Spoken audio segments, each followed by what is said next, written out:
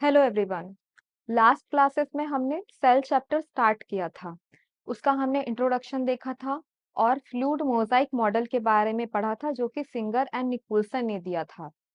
आज हम लोग different types of cell organelles के बारे में पढ़ेंगे जो कि सेल के अंदर प्रेजेंट होते हैं। तो सबसे पहले हम लोग साइटोप्लाज्म के बारे में पढ़ते हैं। देखिए, साइटोप्लाज्म साइटोप्लाज्म में क्या होता है। तो cytoplasm is an aqueous substance cytosol containing a variety of cell organelles and other structures। देखिए, साइटोप्लाज्म एक एक्वस सबस्टांस होता है। उस एक्वस सबस्टांस को साइटोसोल बोलते हैं जिसके अंदर different types of cell organelles present होते हैं। देखिए, लास्ट क्लासेस में हमने पढ़ा था ये चीज कि आपका साइटोसोल क्या होता है। तो सेल के अंदर जो प्रेजेंट होता है साइटोसोल, वो फ्लूइड होता है सेल के अंदर। उसको जो होता है ना, वो बिल्कुल जेल लाइक होता है और ट्रांसपेरेंट होता है, जिसको हम लोग बोल रहे थे इंट्रासेल्युलर फ्लूइड, आईसीएफ। इसी के अंदर प्रेजेंट होता है different types of cell organelles. तो आप लोग ऐसे याद रख सकते हैं कि साइटोप्लाज्म होता है आपका साइटोसोल प्लस सेल ऑर्गेनेल्स।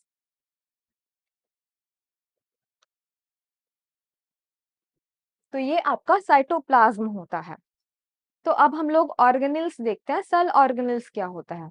तो the organelles are the permanent component of the cells which are bounded by limiting membrane and contain enzymes.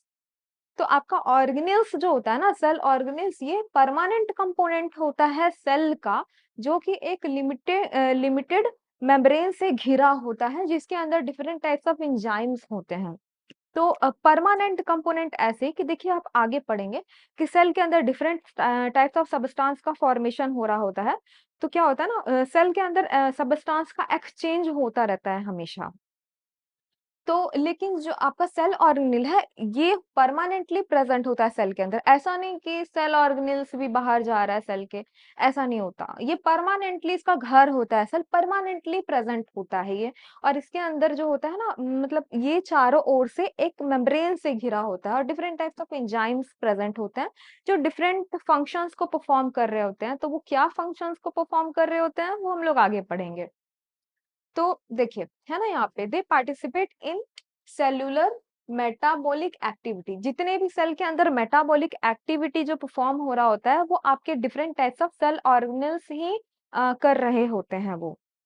अब हम लोग देखते हैं पहला सेल ऑर्गेनल्स हमारा माइटोकॉन्ड्रिया। तो माइटोकॉन्ड्रिया क्या होता है। This are oval structure and more numerous in metabolically active cells. ये एक ओवल स्ट्रक्चर होता है, या इसको ऐसे बोल सकते हैं आप कि ये सॉसेज शेप का होता है। सॉसेज एक जो होता है खाने की चीज होती है, वो आप लोग गूगल पे सर्च करके देख सकते हैं कैसा होता है। तो वो बिल्कुल ऐसा ही होता है, सॉसेज के जैसा। या आप उसको ओवल स्ट्रक्चर भी बोल सकते हैं, जो कि बहुत न्यूमरस होता है मेटाबॉलिकली एक्टिव सेल्स में। ये बहुत मेटाबॉलिकली एक्टिव होता है। जैसे कि हम लोग बचपन से पढ़ते आए ना कि mitochondria is the power house of the cell. तो power house of the cell क्यों? क्योंकि ये एनर्जी का फॉर्मेशन करता है, एटीपी का फॉर्मेशन करता है। तभी तो हम डिफरेंट टाइप्स ऑफ वर्क कर पाते हैं ना। बिना एनर्जी के तो हम कुछ नहीं कर पाएंगे। तो वो एनर्जी का फॉर्मेशन कौन कर रहा होता है? जी, माइटोकॉन्ड्रिया ही कर रहा होता है। देखिए, it contains two layers of the membrane and the matrix. दो लेयर्स होते हैं माइटोकॉन्ड्रिया में। एक आउटर मेम्ब्रेन होता है, एक इनर मेम्ब्रेन होता है। तो ये दोनों होता है आपका। देखिए, आउटर मेम्ब्रेन स्मूथ होता है। ये रहा हमारा माइटोकॉन्ड्रिया का डायग्राम।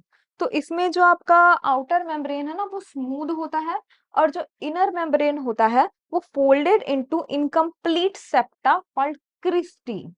ये इनकम्प्लीट सेप्टा में फोल्डेड होता है। ये जो फोल्डिंग्स आपको दिख रही है ना, इस तरह से, ये इसको बोलते हैं इनकम्प्लीट सेप्टा, जिसको यहाँ पे नेम दिया गया है क्रिस्टी।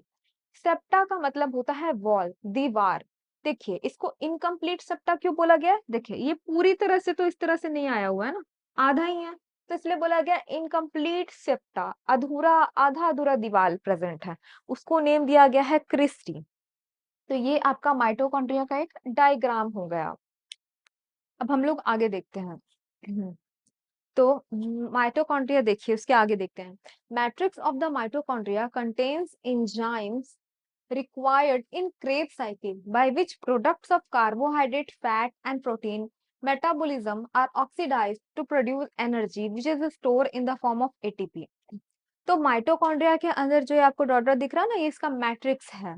तो इसके मैट्रिक्स के अंदर कुछ ऐसे एंजाइम्स प्रेजेंट होते हैं जो बहुत इंपॉर्टेंट होते हैं क्रेब्स साइकिल के दौरान।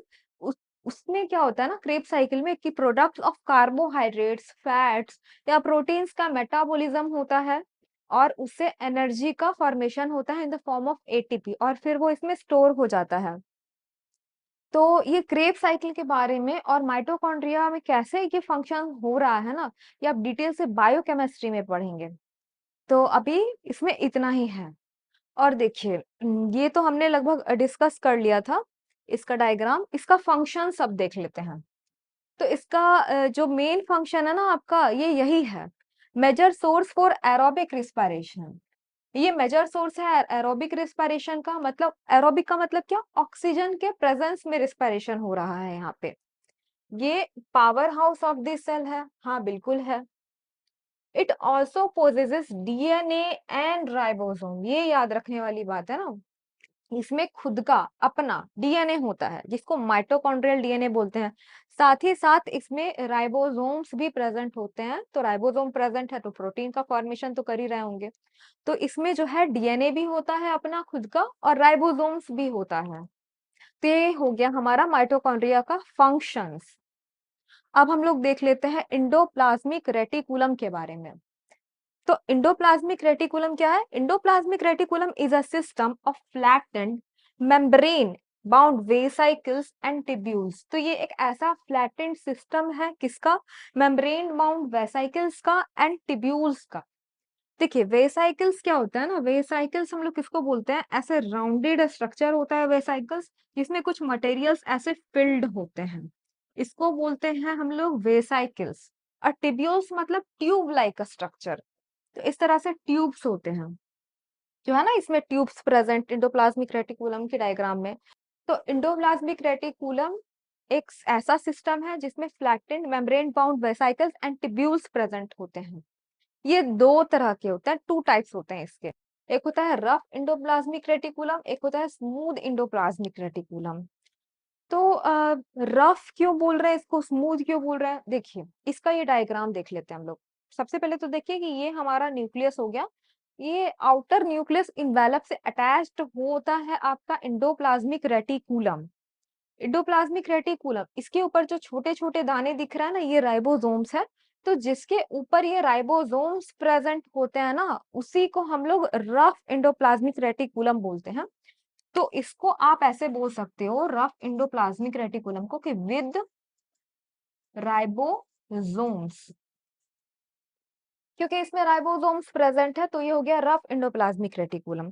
और ये हो गया आपका स्मूथ इंडोप्लाज्मिक रेटिकुलम। देखिए इसमें कोई राइबोसोम्स प्रेजेंट नहीं है, तो इसको हम लोग बोल सकते हैं विदाउट राइबोसोम्स। तो ये हमारा rough endoplasmic reticulum with ribosomes होता है और smooth endoplasmic reticulum without ribosomes होता है। अब देखिए इंडोप्लाज्मिक रेटिकुलम के फंक्शंस क्या है। तो इसके दो टाइप्स थे, रफ एंड स्मूथ। तो रफ इंडोप्लाज्मिक रेटिकुलम का फंक्शन होगा आपका प्रोटीन सिंथेसिस। ये प्रोटीन का सिंथेसिस करता है, क्यों? क्योंकि उसके ऊपर राइबोसोम्स प्रेजेंट थे।